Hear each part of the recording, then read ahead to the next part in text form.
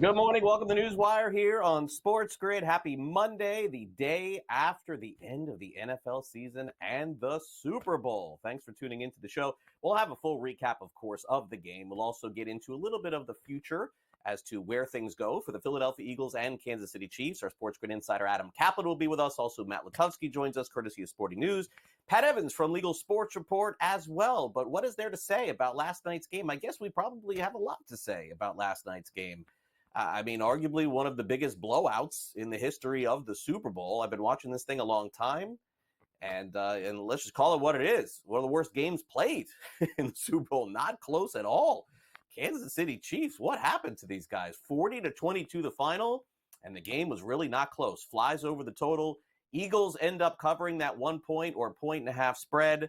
A lot of the Eagles props going over the total. A lot of the Chiefs props going under the total as well. But needless to say, it is a first Super Bowl for Jalen Hurts, for Nick Sirianni, for Saquon Barkley as they raise the Lombardi Trophy at the end of the game, and very well deserved. This team played fantastic down the stretch and into the Super Bowl. They've certainly come a long way from where they were a year ago, and their head coach, Nick Sirianni, said they stayed in their game plan, which led to the run and inevitably to the win. Yeah, I think we just stuck to our process. I think a lot of things got blown, kind of 2 and 2. The outside world, we just, has had an opinion on what was going on and everything there, and we just stuck to our process and got better from it.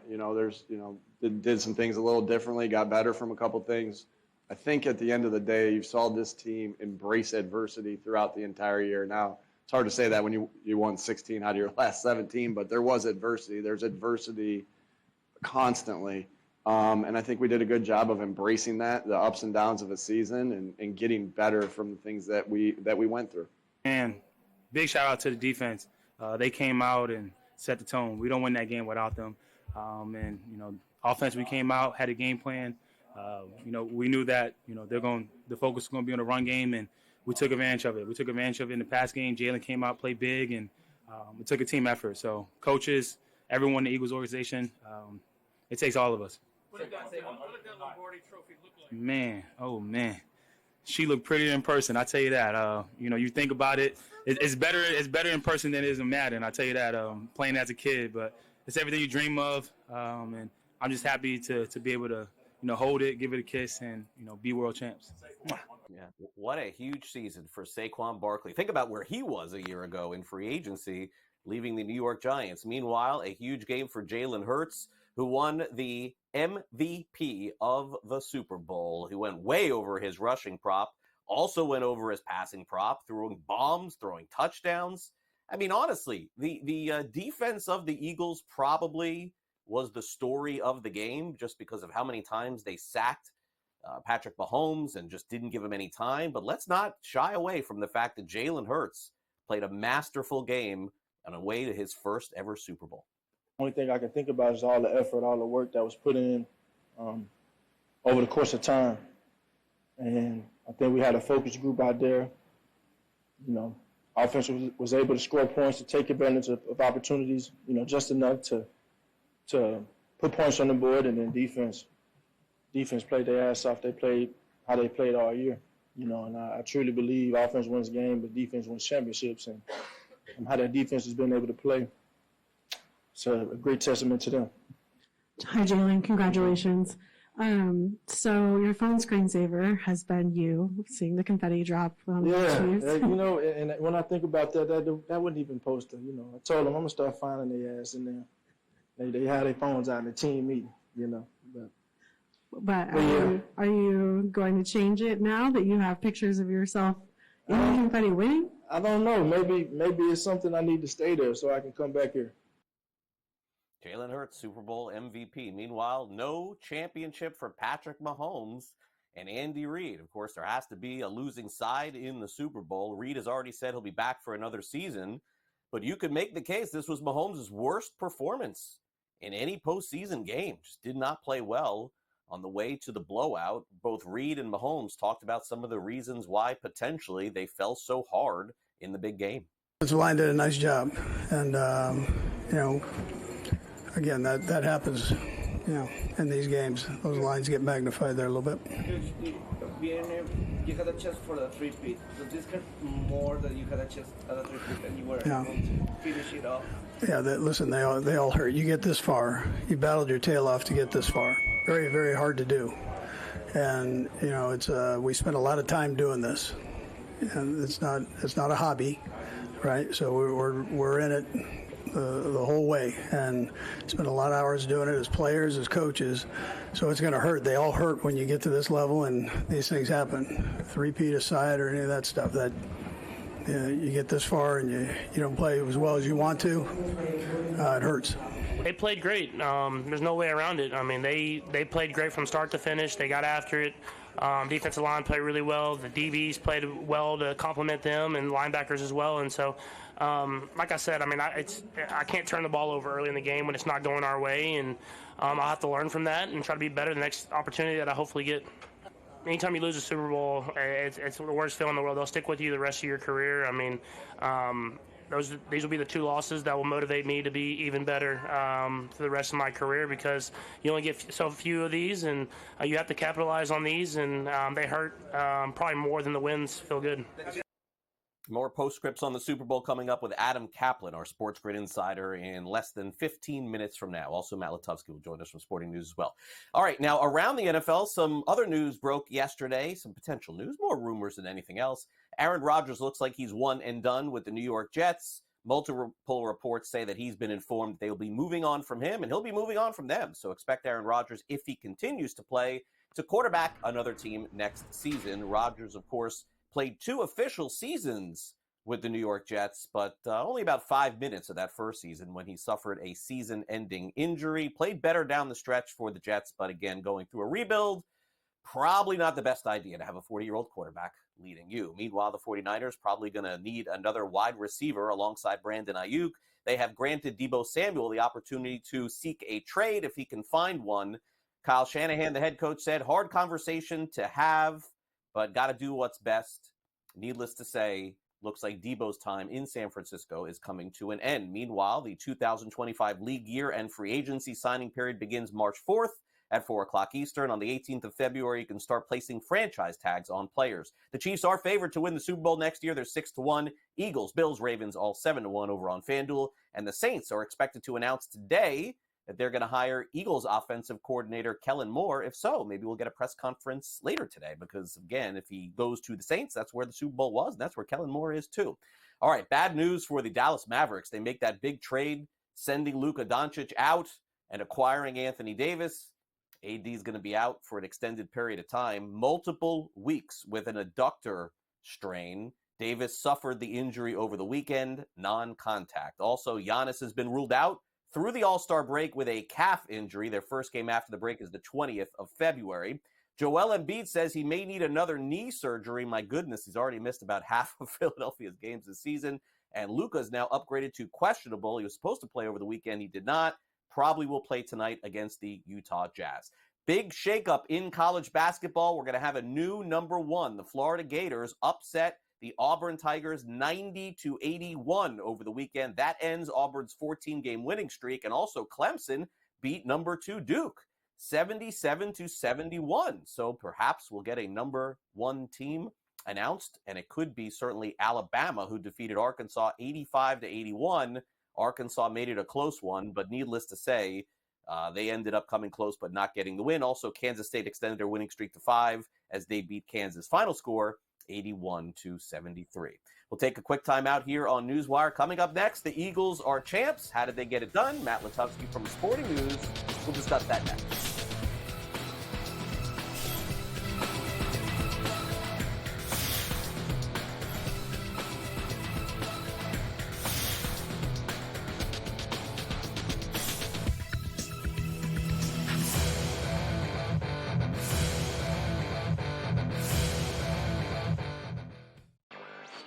Patino himself, in a clip that we just played, said basically the stats are not backing up the team's wins. St. John's offensive glass. That's where a lot of opportunities for St. John's came from. St. John's does not shoot the basketball well. It might even be fair to say they shoot it poorly. They were 3 of 16 from deep last night. but it doesn't seem to matter to them. NewsWire. Only on SportsGrid.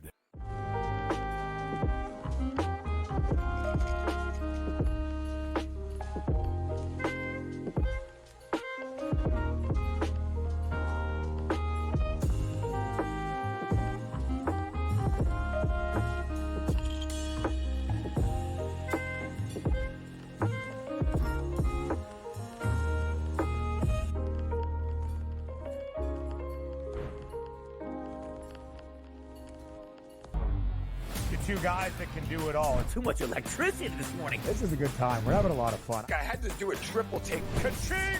Why? Because of parity. I didn't mean to offend. Yeah, it's not going to happen. Load management is a dirty word. Let him rip. You know what? Circumstances provide the results. What? How do you do this once? Oh, Donnie, you got such a good show there. A network that is booming.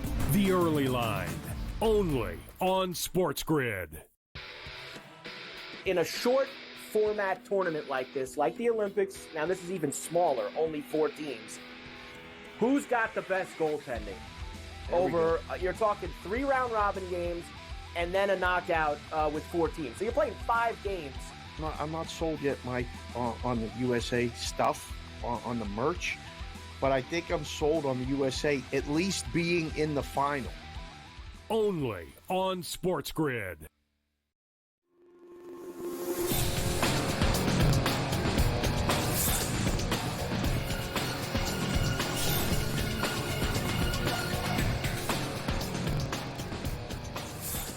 All right, the end of the football season has come about.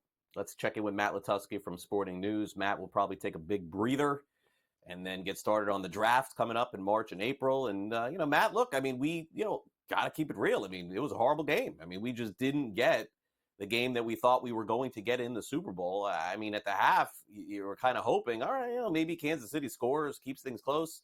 But it was the Super Bowl, but I got to be honest, it was like kind of unwatchable. In fact, it's the first time ever that at the end of the Super Bowl, I turned it off. Like, I was like, okay, this game is far over.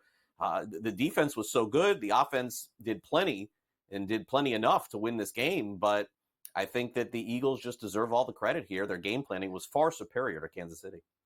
Absolutely. And I think everyone, or at least a lot of people, had this outcome as a possibility in their minds, at least, Eagles winning comfortably. But I don't think anyone thought it would actually happen, or at least actually happen like this dominating of a fashion. And the Chiefs, they've proven time and time again, they find a way, they stick around, they have Patrick Mahomes, they make great adjustments, and it just didn't happen this game. And, a lot of the things I thought were going to happen didn't. Most people would say, oh, if they're going to win that big or that comfortably, Saquon Barkley probably had a good game. Well, he had almost 100 total yards, which is solid, but 2.3 yards a carry, 57 yards, I believe it was, on 25 carries. I don't know who would have predicted that. Certainly not most bettors. I think a lot of people took a bath on his under rushing yards. And, Jalen Hurts played great. The receivers played great. Great game plan, like you said, on both sides of the ball. The Chiefs just couldn't adjust. They couldn't get anything going at all. And yeah, we had a terrible Super Bowl. It reminded me of when I was a kid in the late 80s, early 90s, watching so many of those lopsided Super Bowls where the NFC just rolled over the AFC. And it was boring.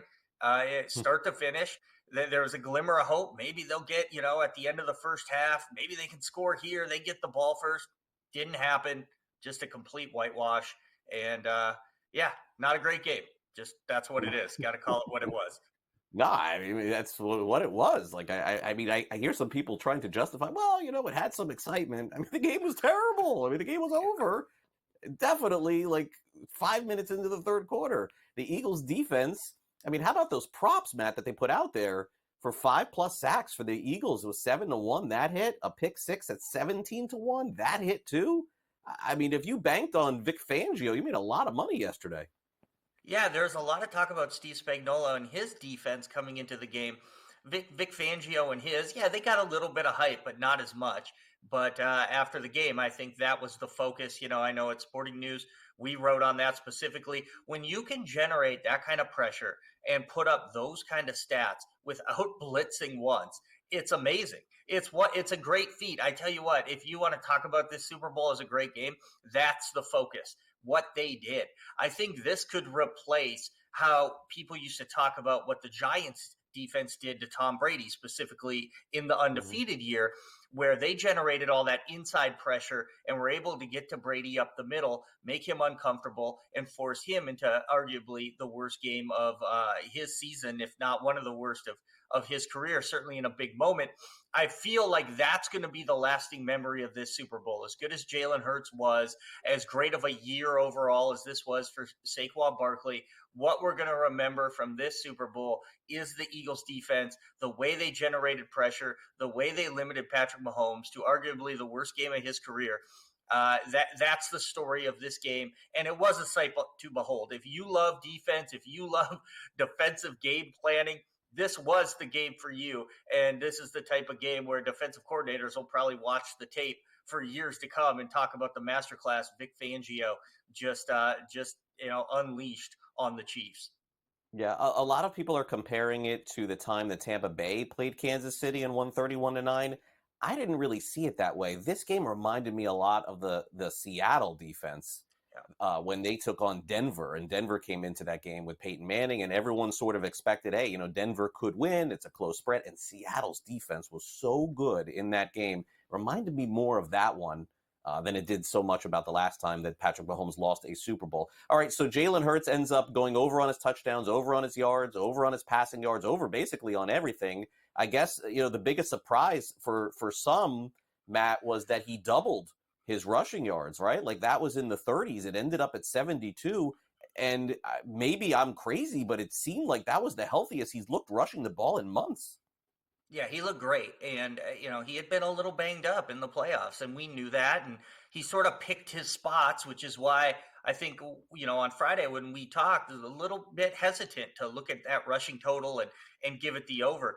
I think we both like the anytime touchdown, which of course he got by 6 easy. inches there when Dotson had the touchdown call true. back. But he looked great. He was the game's leading rusher too, which I don't think many people at all expected. Certainly the Chiefs couldn't get anything going on the ground, and they barely tried after they fell behind. But yeah, Jalen Hurts looked great. He was the MVP of this game, I think, for good reason. I know a lot of people were looking at someone from the defense. Could you give it to Josh Sweat? Could you give it to Cooper DeJean? And certainly they had a great game, and I think that would have been more of a, hey, this is representative of the entire defense being the MVP.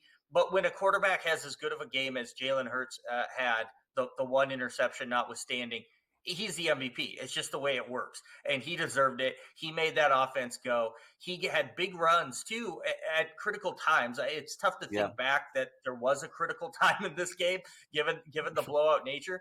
But there's always moments in a football game early when a quarterback or whoever can extend a drive, pick up that key first down, and just squash any hope the opposition has. And that's what Jalen Hurts did time and time again. Yeah, he did. Mahomes had a brutal first half and now falls to 3-2 in the Super Bowl. He only had 33 passing yards and 2 interceptions in the first half. But, Matt, my kind of summary of this thing is that looking back on it now, as you mentioned, should we be all that surprised? I mean, if you watch the Chiefs all season long, generally speaking in sports, the luck does run out. And it just ran out on them in this game. I mean, they did not deserve several of their wins this season, and it just finally caught up to them. That's my analysis of this game. I think they'll be fine. They'll win their 12 games next year, whatever. They ran into a better team. Yeah, I agree completely. Fun game if you're an Eagles fan to watch that luck run out, or the rest of the league. All right, thanks, Matt.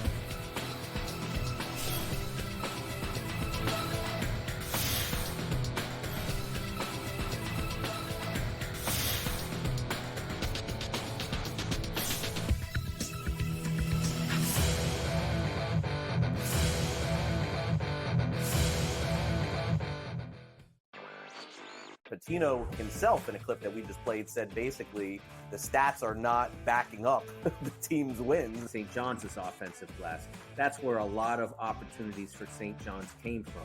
St. John's does not shoot the basketball well. It might even be fair to say they shoot it poorly. They were 3 of 16 from deep last night. but it doesn't seem to matter to them. NewsWire. Only on SportsGrid.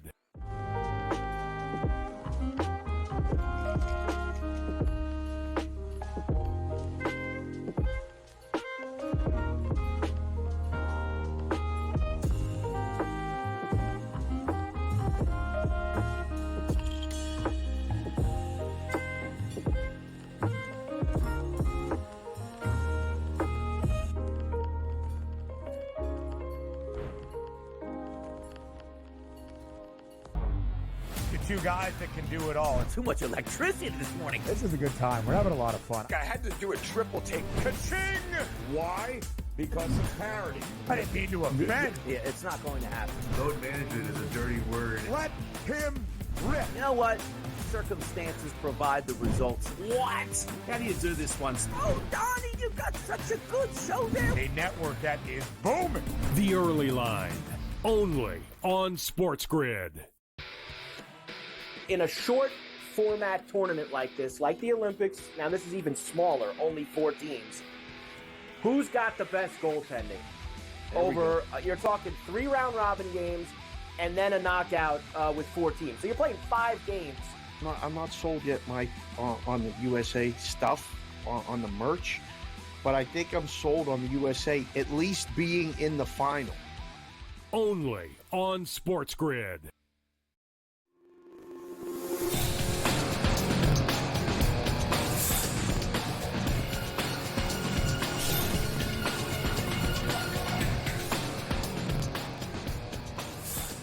Welcome back to NewsWire. SportsGrid insider Adam Kaplan is back from the Super Bowl. The Eagles win, and now let's dive into what the future could potentially hold.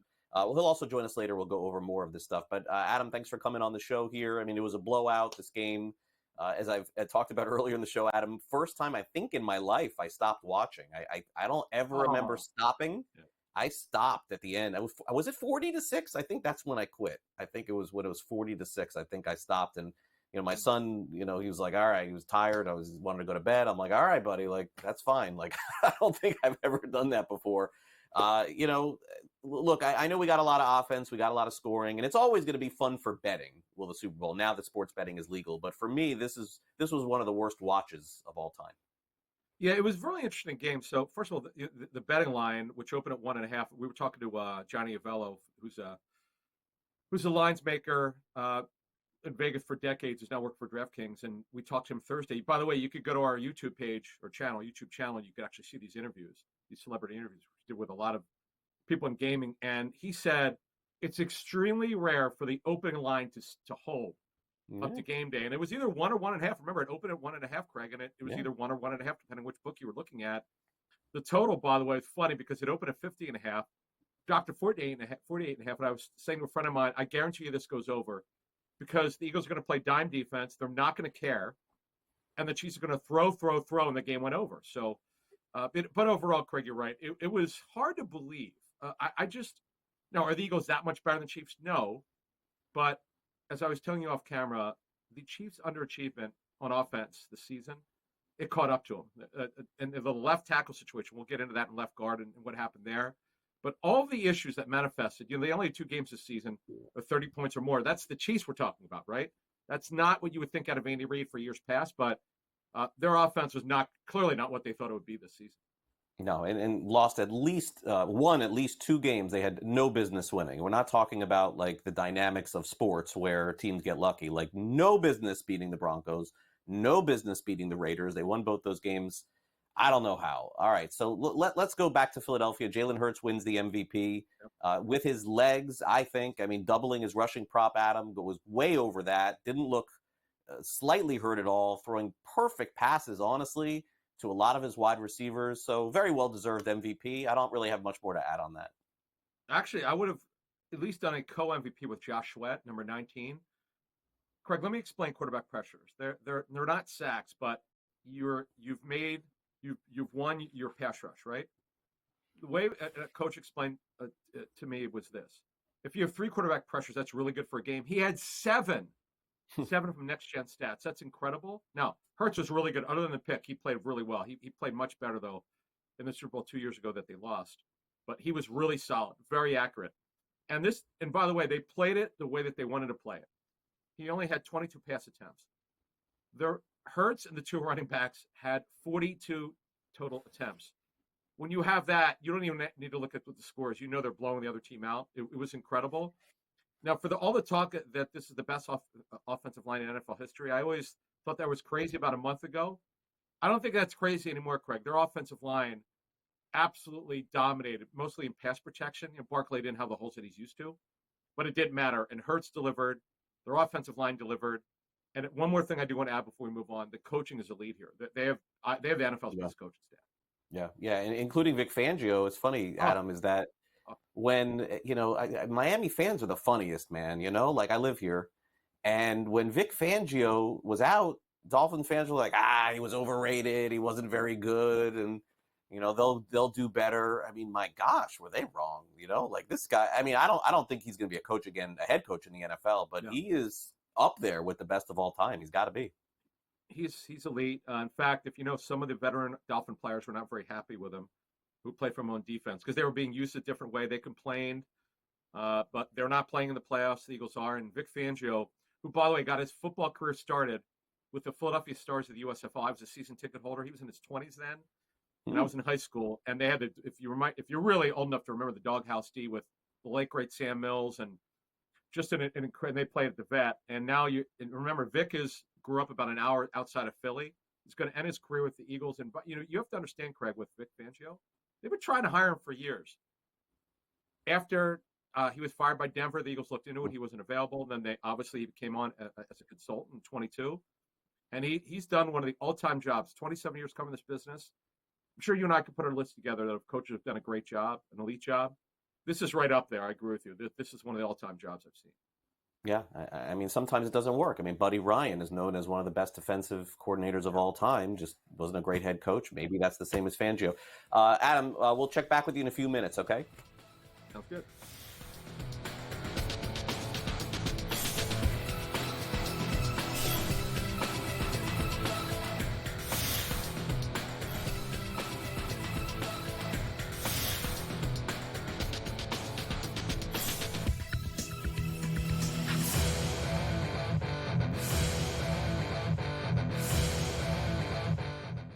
There is going to be an energy to game time decisions that you will feel night in and night out. We're going to go through every single thing, and I've got a great team behind me that's going to help me get the job done. I want this to be the place that people come to. We are going to hit every single one of those markets that you need to know about. There is not going to be a better place, I promise you, than Game Time Decisions. We will have everything at our disposal, and we will use that to our advantage. I'm Kevin Walsh. Tune into Game Time Decisions from 6 to 8 p.m. Eastern on SportsGrid. Your gut says Miami is going to win, and you should take the over. Your gut also said your NFT selfies would only go up in value. They didn't. But your head is on SportsGrid and knows the QB is in concussion protocol. The backup has a 45 QBR against the zone coverage. The New York D has the most sacks in the league. So yeah, trust your head. It's smarter to be on SportsGrid. Two guys that can do it all. Too much electricity this morning. This is a good time. We're having a lot of fun. I had to do a triple take. Ka-ching! Why? Because of parity. I didn't mean to offend. Yeah, it's not going to happen. Load management is a dirty word. Let him rip. You know what? Circumstances provide the results. What? How do you do this once? Oh, Donnie, you got such a good show there. A network that is booming. The Early Line, only on SportsGrid. In a short format tournament like this, like the Olympics, now this is even smaller, only 4 teams. Who's got the best goaltending? You're talking 3 round robin games and then a knockout with 4 teams. So you're playing 5 games. I'm not sold yet, Mike, on the USA stuff, on the merch, but I think I'm sold on the USA at least being in the final. Only on SportsGrid.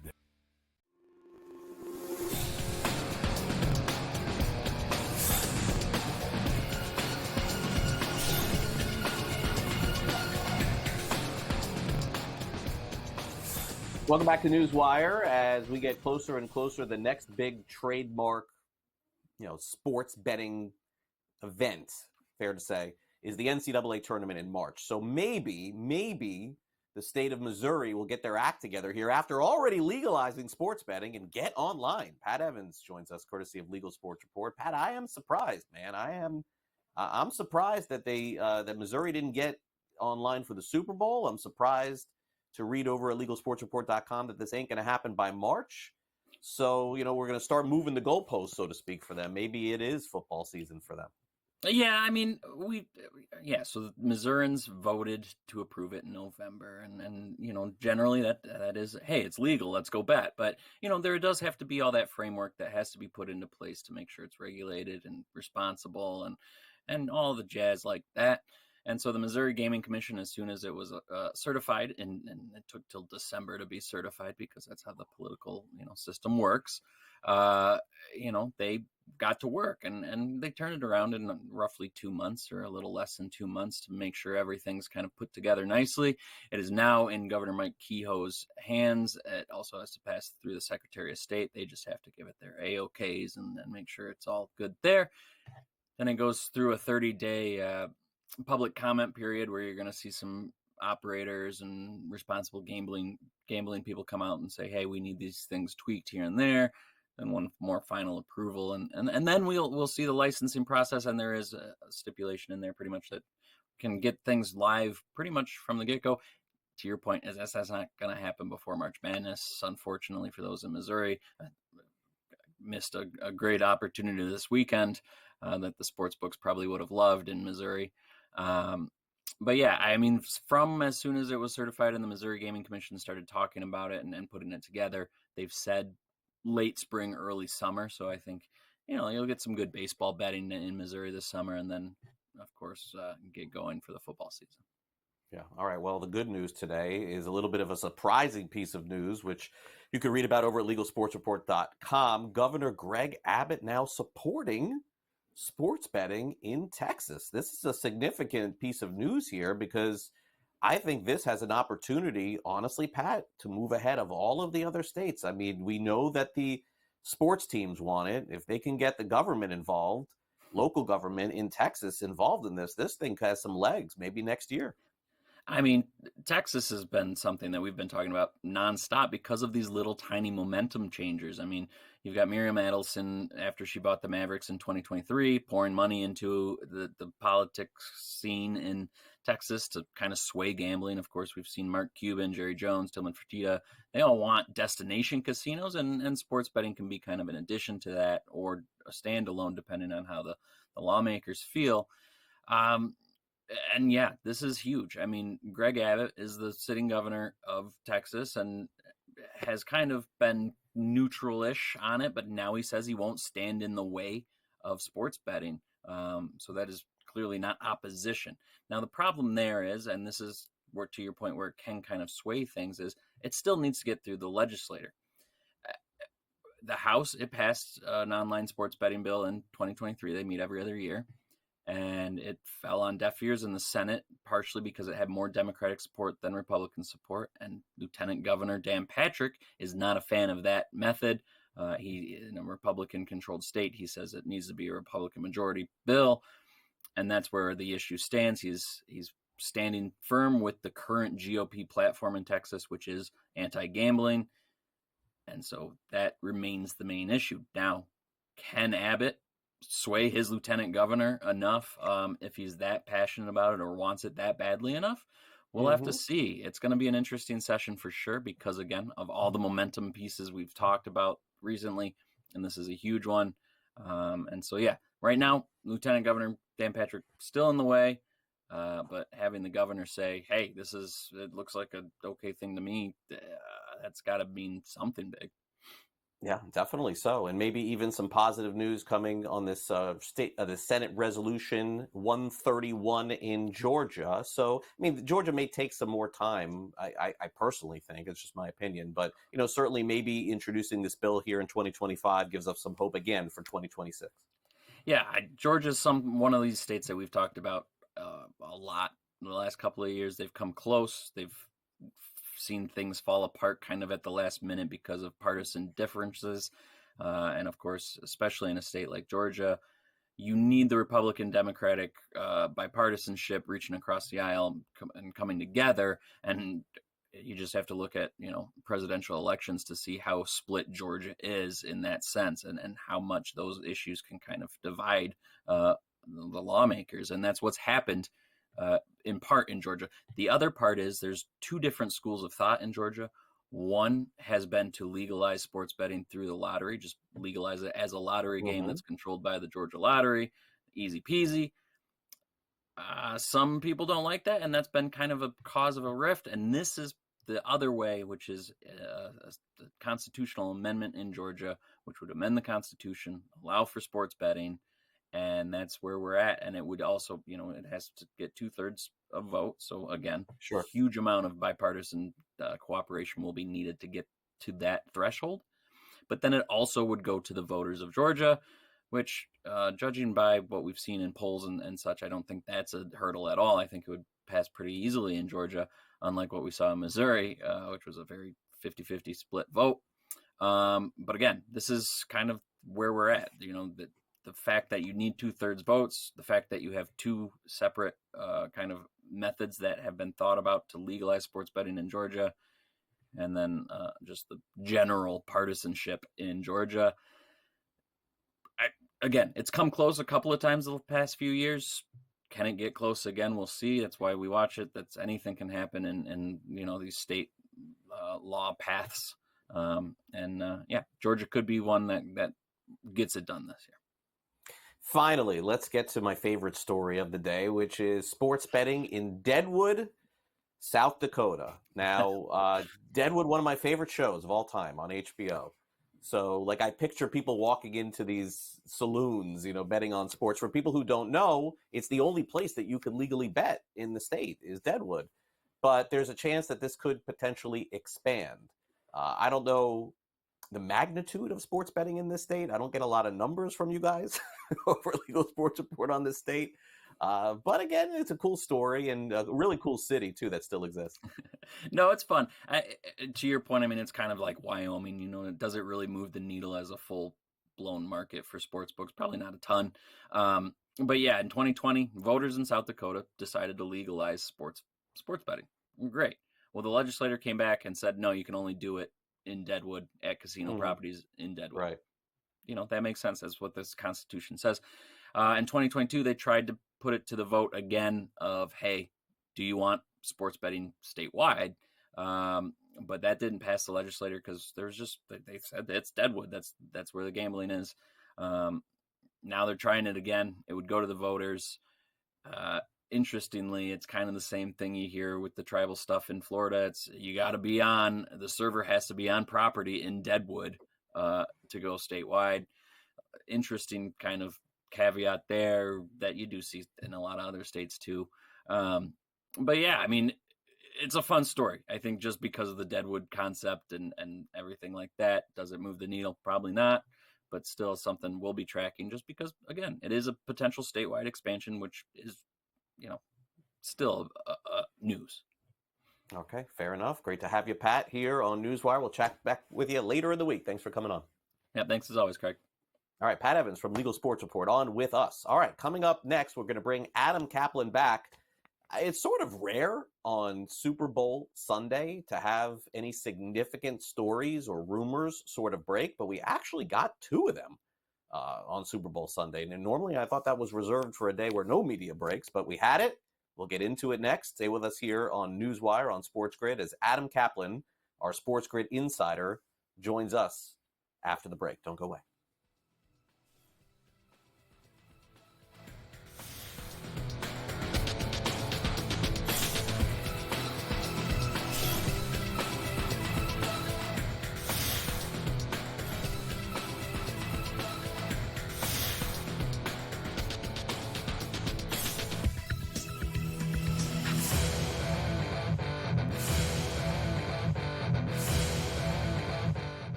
Your gut says Miami is going to win, and you should take the over.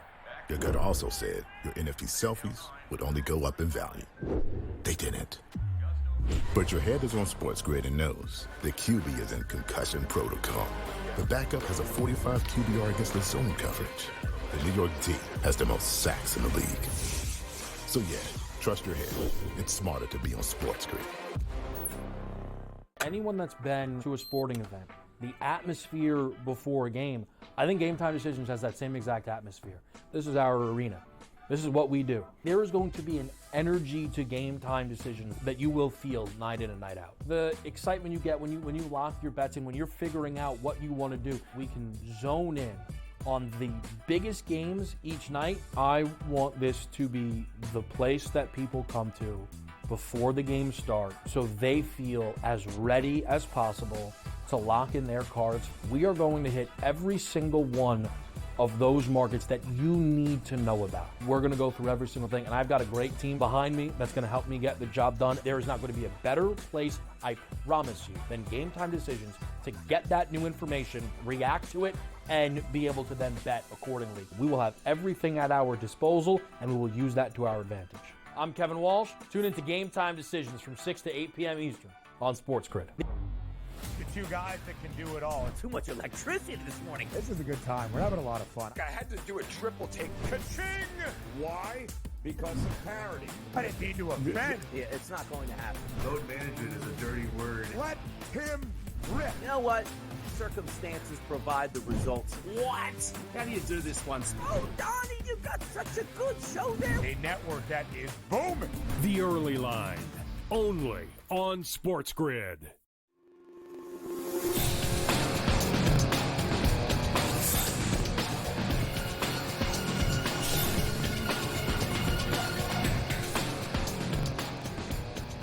Welcome back to NewsWire here on SportsGrid. I'm Craig Mish. Adam Kaplan is back with us here on the show. So, rare news breaking material on Super Bowl Sunday. I thought they weren't allowed to do this sort of stuff. I thought it was all about the Super Bowl. I guess I'm wrong.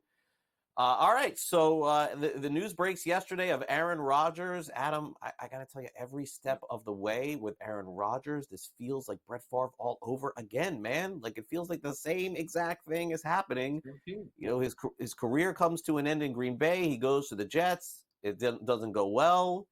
The FanDuel has odds of him maybe going to Minnesota, just like Favre. I mean, it's kind of crazy that we're headed in the same direction. Maybe it does go better for him if he continues to play, and I would expect, Adam, he probably will, right? He's not going to want to go out like he just did. He has been hinting that he wanted to play again. So that's the first thing. So when Scott Farrell asked me, 4 to 6 weeks ago, what I thought would happen with Rodgers, I said, listen, no new GM is going to want Aaron Rodgers. It's just they're going to want their own guy. But one thing you and I were talking about off air, and we'll talk about this now, is this is not a good year to need a quarterback. It's a very dry quarterback class in free agency. Sam Darnold, clearly the creme de la creme of that. And I know the Vikings would like to have him back, but they also have a quarterback in J.J. McCarthy, their first-round pick last season. So they have to get to him, and he missed the entire season. But after that, you got a bunch of journeymen. So Rodgers, if he wants to at least compete for a starting job, will absolutely have that chance. At 41 years old, by the way. That's kind of unheard of in the National Football League. So the Jets, by the way, as we discussed their situation, I know talking to some people there, they would have some interest bringing Tyrod back as a backup, but they don't have that. They don't even have a bridge. He's not a bridge quarterback. He's a number 2 quarterback. A bridge quarterback is a guy, Craig, that you feel could come in and start for a year, hold the fort down, and you hand off to the younger quarterback. That's not what Tyrod Taylor is. He's a guy you can start for 3 or 4 games. That's not what they need. Right. But you and I, as we continue to talk here on NewsWire, we're going to be talking more about Jackson Dart, the Mississippi quarterback, who had a great Senior Bowl week. I was there. He's a guy who's going to go a little bit higher than people think. Certainly will go no worse in the second round. And you and I also talked a couple weeks ago about only probably 2 quarterbacks right now in the first round. I know you had said 4 or 5. It always happens. Somehow, some way, it probably will happen. But we're still now only in early February. But again, to move this forward, if you need a quarterback, good luck to you. It's not a good year to need one. Yeah, and Mil Rowe, I know, did a lot of interviews. I heard a lot of them. That guy's really impressive. So, I don't know if that will mean something come try. Yeah, agreed. Have a great okay.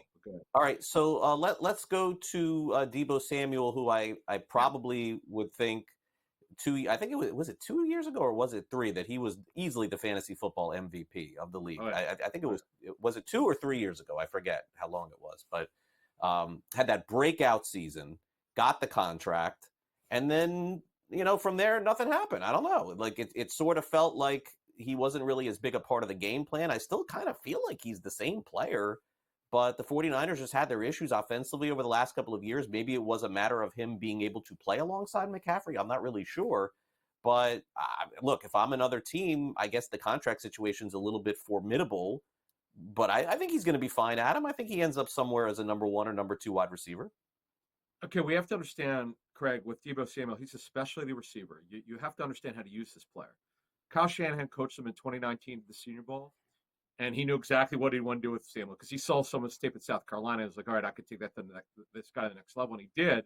Certainly part of their great Super Bowl runs, but for some reason, it was very strange. He was not the part of the offense like he should have been. It was bizarre to me. I don't know why he didn't get the ball more because they'll use him as a runner. That was part of why they wanted him back when they signed him to that extension. Now, moving forward here, he's on the last year of his deal. There's really very little guaranteed money left. So it's a tradable contract, but again, he's not going to be for everybody. We have to understand that. He's a guy who can play in the backfield. He's more of a slot receiver or move receiver who would get the ball in his hands. He's not a deep threat. He's a run after the catch guy.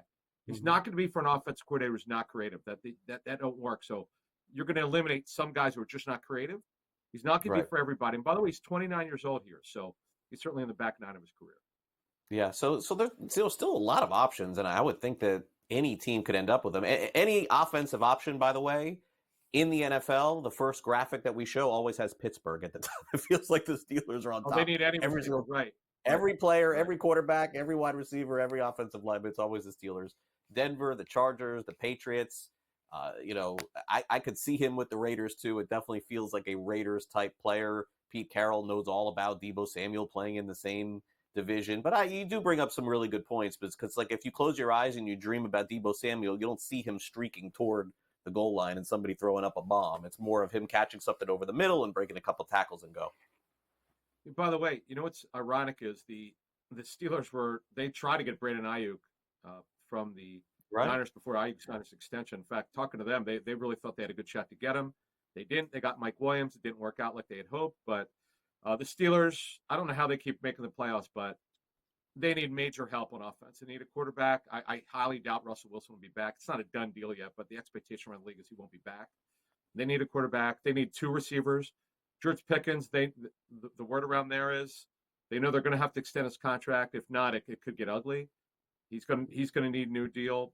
They're a team that I'll say this much: their offensive line's going to be better. They're going to get a couple injured guys back. They need a quarterback and receivers. That's how they get to the next level in Pittsburgh. Yeah, let's close it out. Kellen Moore looks like he's the next coach, and we'll find that out today. I'm guessing he's in New Orleans. You know what's interesting, Adam? I thought about this. How did Kellen Moore become the head coach of the Saints, but not the Cowboys? How did that happen? Jerry Jones backed off of it. It's really interesting. First of all, he didn't want to wait. Brian Schottenheimer was there. They like Schotty, coaches with discipline, which that team needs with the Cowboys. Kellen Moore is more of a reserve guy, very smart and cerebral. But for him, it's the command thing. That's the word around the league. That's a team that was kind of in disarray last season under Dennis Allen. Didn't end up well for Coach Allen, and Coach Allen's a tremendous defensive coach. Will be with the Bears now. But Kellen's got a lot of work to do. But the cool thing is, though, you've got a team that needs him. They need to get that offense going, and he absolutely will be the Saints head coach. That's why they waited for him. And by the way, we need to mention this. Jalen Hurts, I think Jalen said this. This next play caller will be his 10th of his football playing career. That's a lot, Craig. That's a lot. That is indeed. All right, Adam, great stuff. Rest up this week. We'll catch up again soon here on NewsWire. Thanks again for coming on. Thank you. All right, we'll take a quick timeout and wrap it up with some Super Bowl postscripts on Last Licks. You're watching NewsWire on SportsGrid. We'll be right back.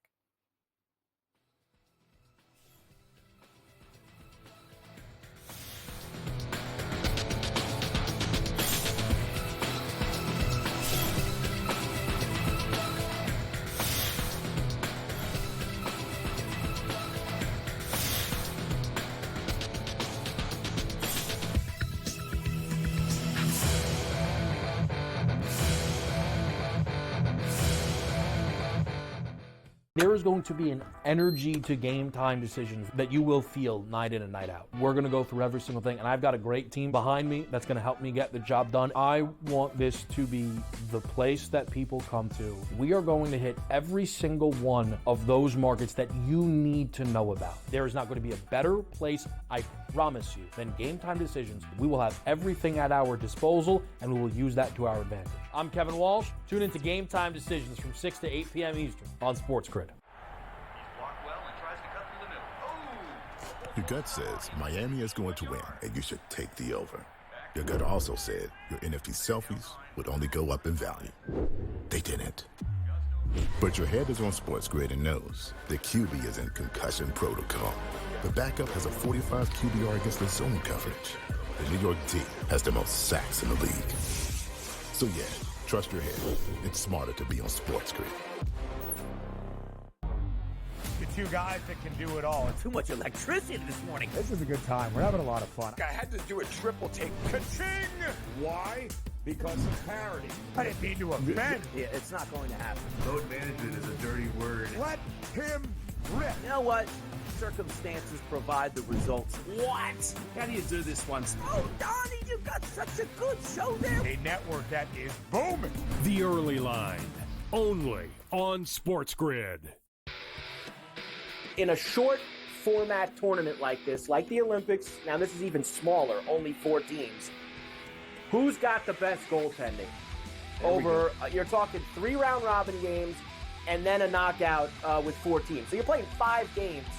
I'm not sold yet, Mike, on the USA stuff, on the merch, but I think I'm sold on the USA at least being in the final. Only on SportsGrid.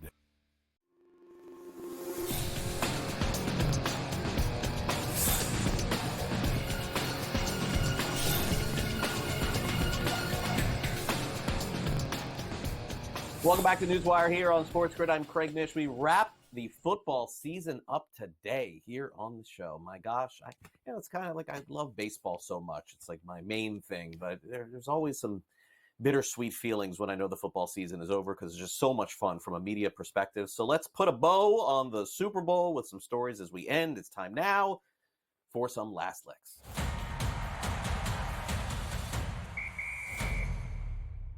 You know, Adam Kaplan did make a good point about Josh Sweat. Yeah, I mean, maybe there did need to be a co-MVP of the Super Bowl. He did have a great game, but I digress. Jalen Hurts ends up winning the Super Bowl's most valuable player, and his odds to win going into the game were plus 375. The longest odds to win the Super Bowl MVP for a quarterback over the last 20 years, ironically, were 2 guys on Philadelphia. Hurts in last night's game at plus 375, but the other one you may have forgot about, the Philly special. Remember Nick Foles in Super Bowl 52? He was plus 460 to win the Super Bowl MVP. Now remember, the odds-on favorite to win last night's Super Bowl was Patrick Mahomes. The odds-on favorite to win Super Bowl 52 was Tom Brady. So not a huge surprise that both of these players took second fiddle to 2 of the greatest quarterbacks of all time, but it just goes to show you that if you can pick up a win, maybe the best odds instead of betting on the game at plus 1 or plus 110 is actually betting the quarterback in the Super Bowl, where you would have gotten plus 375 in last night's game or plus 460 in Super Bowl 52. Meanwhile, Patrick Mahomes has passed Tom Brady. That is correct. Brady in Super Bowls had 21 touchdowns. But he also had 6 interceptions. Patrick Mahomes, in 5 Super Bowls, these numbers you're not going to be all that impressed with, 8 touchdowns and 7 interceptions. That's right. Mahomes in 5 Super Bowls has now passed Brady in terms of interceptions and is going to need a lot of work to catch him in touchdowns. And I know there's a lot of debate going back and forth as to whether or not this hurts Mahomes' legacy. Does it make Brady's legacy even more? We still have so much more time to go. I mean, Patrick Mahomes is not 30 years old, man. Like, he's still going to play for another 10 years. Can't guarantee any Super Bowls. Just ask Dan Marino that. Gets to a Super Bowl in his first year and none after that. There's certainly a chance Mahomes never plays in the Super Bowl ever again. It's sports. But I think that Mahomes still has some time. and probably ends up doing a lot better. It's just a bad game that he had last night. There's nothing else to say. I mean, the Chiefs did not play well during the regular season, almost at all. So I guess maybe we shouldn't have been that surprised. Okay, Isaiah Rodgers is not a household name that a lot of you are going to know. He was on the Philadelphia Eagles, who was previously suspended for sports betting. And you may have seen this yesterday, or maybe not, that he ended up on, I believe it was Instagram, after winning the Super Bowl, ended up making a post saying that, I guess you could say life's a gamble. From the bet slips to the next chip. So Isaiah Rodgers, once upon a time suspended for sports betting, ends up getting a Super Bowl. So congratulations to him. Also said, I ain't bet this time, but I would have bet on myself. So in this new age of sports betting, I guess we can make a little fun of ourselves here. And it seems like that's what Isaiah Rodgers did yesterday. Folks, don't forget to download the SportsGrid app. If you missed any of our programming at the Super Bowl, just take out your phone and scan this QR code. The SportsGrid app has all the news, notes, information, and I know a lot of you have been paying so much attention to football season, but around here, guess what's coming? The NCAA tournament in a month. Baseball season is right around the corner, so if you missed out on any of the college basketball games or information on sports betting, make sure you download the SportsGrid app, because a lot of our hosts now pivot over. We start talking about that as well. Stay on the grid for that. Also, don't forget, coming up, Smiley Kaufman's got you caught up on everything that happened at the Waste Management Open in Phoenix. And then at 3 o'clock Eastern, it's Scott Farrell, Coast to Coast. So stay tuned, followed by Game Time Decisions, In-Game Live Game Day. And then Gabe is back from the Super Bowl as well, and his annual appearance with Pat McAfee. Sports Rage tonight. Make sure you catch it there. Thanks again to our guests on the program today, Adam Kaplan, Matt Latufsky, and Pat Evans. Also, thanks to our associate producer, Luke, and for my director, Frank, I'm Craig Mish. Rest of the week, tons of college basketball to get into. And folks, don't forget, the biggest event on the NASCAR circuit is this weekend. It is the Daytona 500, is the most bet NASCAR event of the year. So we'll have a preview of that coming up later in the week as well. Thanks so much for sticking with us all football season, but we got plenty of fun stuff to come. Baseball season around the corner, college hoops in full swing, NBA coming up on the All-Star break as well. We'll have it all for you. See you tomorrow, 11 a.m. Eastern.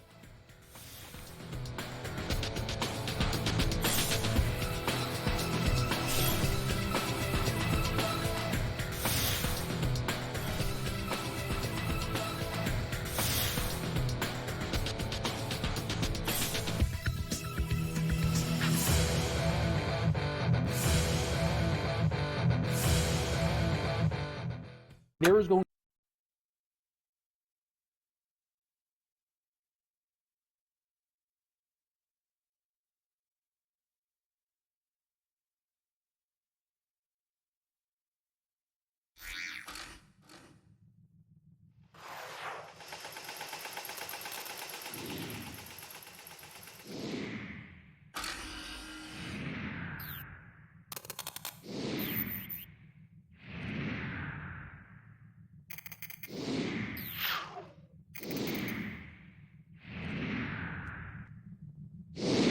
slow play drum beat grows louder and louder every week, to the point now that they're making overt references to it on the broadcast. So there's plenty of other guys that have to get faster. Tom definitely is more deliberate in his conversations, always has been since he's been on tour. I just think about Joe Skovron, when those two started working together, how their conversations always seem to just keep on going and going. The Smiley Show, only on SportsGrid. I can't take Boston at minus 110.